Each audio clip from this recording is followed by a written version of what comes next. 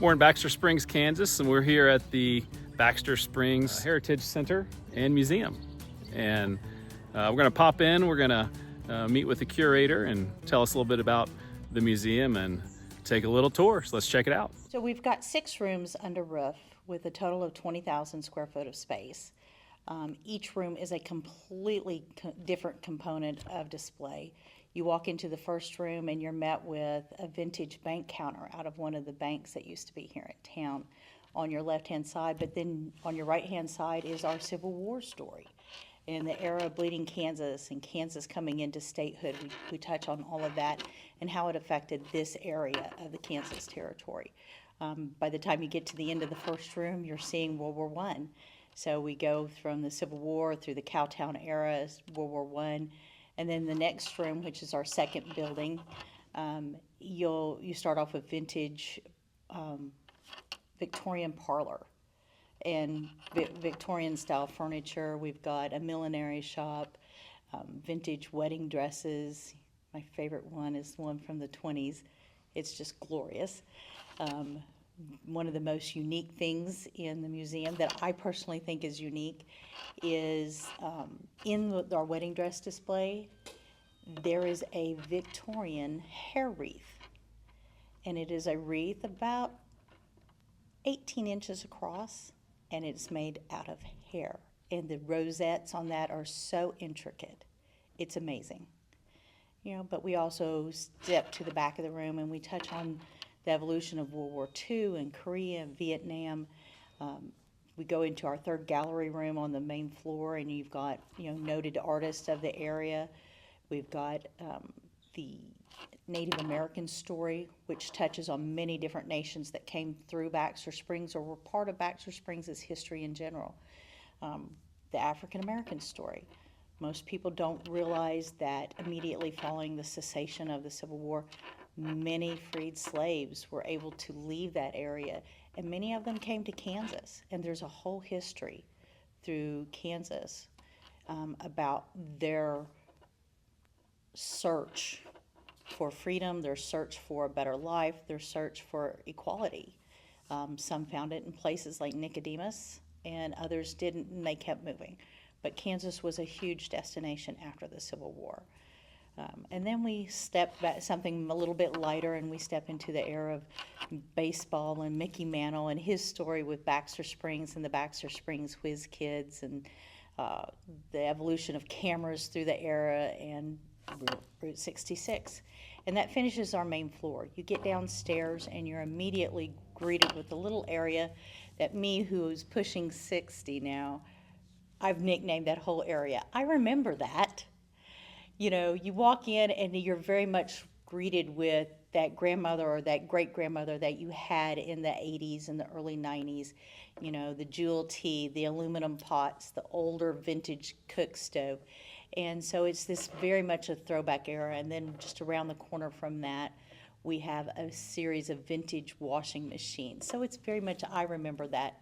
And then we have the farmhouse and the barnyard and an 1870s boardwalk downstairs of, it's a small town down there. It looks like vintage shops that were here in the 1870s.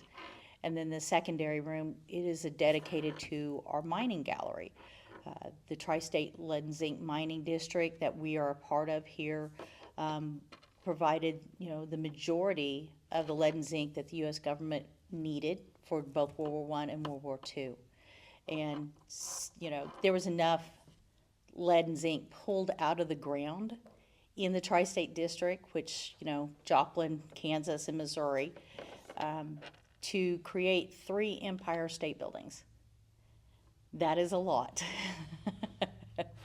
And part of that is a dedication to Pitcher, Oklahoma, which we have lost due to an EPA Superfund buyout. The community spirit is still in the area, but unfortunately, we do not have that community as such. So moving away from that, we have another boardwalk of area businesses. We have a brick collection. And how do you display a brick collection? You create a brick wall. And There is a huge collection of bricks from all over the United States with their stamped embrasures on it. My favorite one is there's a large sign. It's about 4 feet across, and it says Baxter Springs Creamery. But right underneath that, there's a standardized brick, and it says Wagner IT. And you wouldn't be surprised at how many scavenger hunts I have stumped everybody on that scavenger hunt. What does the IT stand for? It's Indian Territory. It's Wagner, Oklahoma. But it's Wagner IT, Indian Territory. So we know that brick is older than 1907 because that's when Oklahoma became a state. And, past that room, we have a 1925 LaFrance fire engine that came to Baxter Springs in January of 26. There is a home movie by a local resident of the 1928 Bunyan Derby coming through Baxter Springs, and part of the parade of that Bunyan Derby is that fire truck that's downstairs, and you can see the men on it, and they're ringing the bell, and it's a beautiful video, and it's all black and white, no sound, but here comes this fire engine down our main street, which is Military Avenue, and these guys are just giving it all it's worth because they're really overjoyed to be a part of this parade of runners coming through Baxter Springs. And then we've got areas dedicated to fire department, the police department, different area businesses such as Yellow Freight, which had a major terminal here. In fact, it was one of the last terminals to close. It closed with the shutdown of Yellow Freight just a few short years ago. We've got an area dedicated to the Boy Scouts, the Girl Scouts, and a small corner dedicated to the Sea Scouts, which they weren't as popular, but they were there. Huge collection of handheld carpentry tools, and then you're ready to exit the building because you're on information overload because there's just so much to absorb. And on top of all of our open displays, we have a dedicated area that we call the vault. It's, it doubles as a safe house during, evacuations for tornado shelters and that sort of thing. But it is a large collection of research material, old mining pictures, old genealogy, census records, obituaries, and funeral home records. So it is a marked area that we get a lot of people come by and say, hey, can you help me? We've got almost a complete collection of the old newspapers for Baxter Springs. So we do get a lot of people asking for a bit of help, and we're glad to help if we can. On the east side of the building, there is a wooden log cabin, and this cabin was moved from across the river and a few miles north, and we use it to teach history to school groups and that sort of thing about how a pioneer homestead cabin would have looked like. And that this one is really quite upscale in the fact that it's an actual wooden cabin. It's got a wooden floor instead of a dirt floor.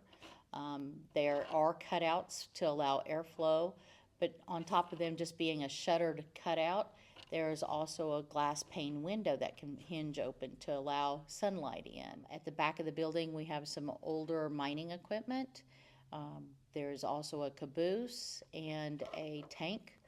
And the tank is pretty cool. We have kids climbing all over it all the time, although we always ask them to get down because, you shouldn't be climbing on things.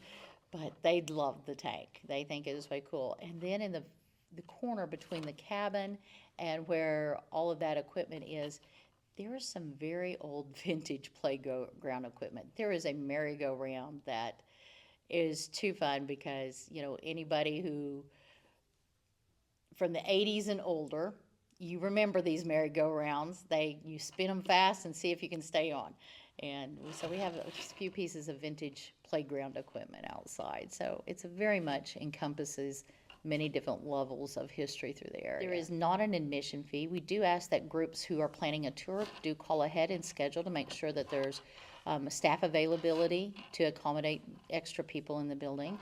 But our hours are Tuesday through Saturday, 10 a.m. to 4:30, and on Sundays we're open 1 to 4. I had a dear friend through Lions Club, actually, found out that I was looking for a job and said, hey, so do you have a current resume? And I said, yes. And he said, bring it by.